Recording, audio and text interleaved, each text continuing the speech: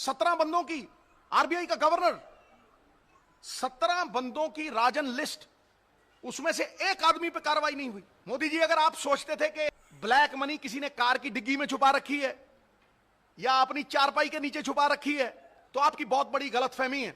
आपने अपनी black money, यहां पे हिंदुस्तान में अगर ब्लैक मनी थी तो 99.7% वापस कैसे आ गई? और जो विदेशों में पड़ी थी उसमें से एक पाई आई तो बताओ। मैं कहता हूं, जिन लोगों की आप बात किया करते थे कि सबको नंगा करूंगा, चाहे वो किसी पार्टी का हो, अगर हिम्मत है मोदी जी तो बताओ आज देश को। अगर जीएसटी मुद्दा था, अगर जीएसटी के साथ नोटबंदी मुद्दा था, तो आप उन मुद्दों पे क्यों नहीं लड़ रहे इलेक्शन? भाग क्यों रहे हो?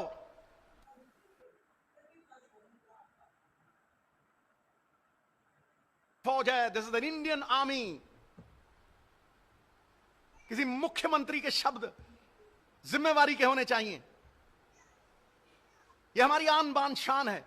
आज आप डिफ्लेक्ट करने के लिए संस्थाएं सारी बर्बाद कर दी थी, अब फौज बची थी, फौज की आड़ में इलेक्शन लड़ोगे?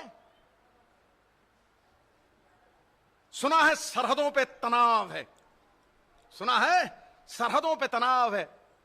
अरे जरा जाके तो पूछो, क्या चुनाव है? यही तो सुमड़ी में गुमड़ी है। मैं आज ये चौकीदार का भेद भी खोलने वाला हूं। बात करोड़ों की, दुकान पकौड़ों की और संगत भगौड़ों की।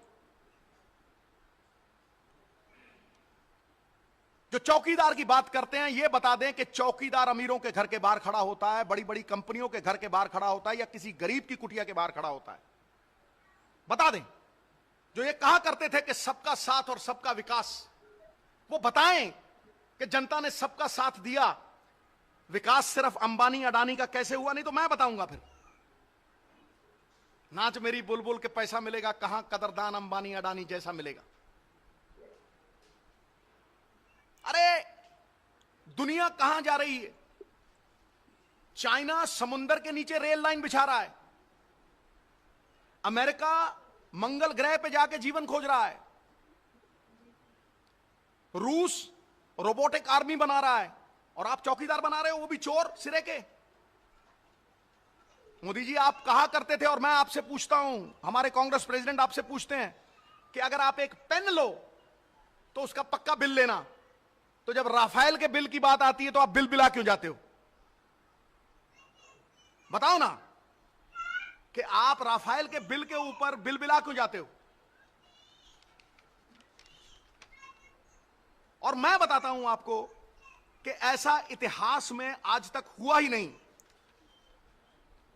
तो नरेंद्र मोदी की एक मर्तबा फिर जो है वो पार्लियामेंट, इंडियन पार्लियामेंट में बहुत ज़्यादा बेइज्जती की गई है, जिसमें उन्होंने जो हम आपको बताते जाएं कि क्रिकेटर और जो हिंदू बिरादरी के बहुत ही मंजे हुए सियासतदान जिनको कहा जाता है सिद्धू, उन्होंने और दूसरे जो सिख बिरादरी के सियासतदान हैं वो भी वहाँ शामिल थे, और उन्होंने बहुत ज़्यादा इंसल्ट किए कि पाकिस्तान को बच्चा समझकर नरेंद्र मोदी ने पाकिस्तान पर अटैक करवाने की कोशिश की थी। उल्टा उसको अपने गले पड़ गया, और फिर अमेरिका की जो है वो भीख मांगकर अमेरिका से जो है वो सीज फायर करवाया गया मिन्नतें करके, और पाकिस्तान ने इंडिया की धज्जियां उड़ा दी हैं।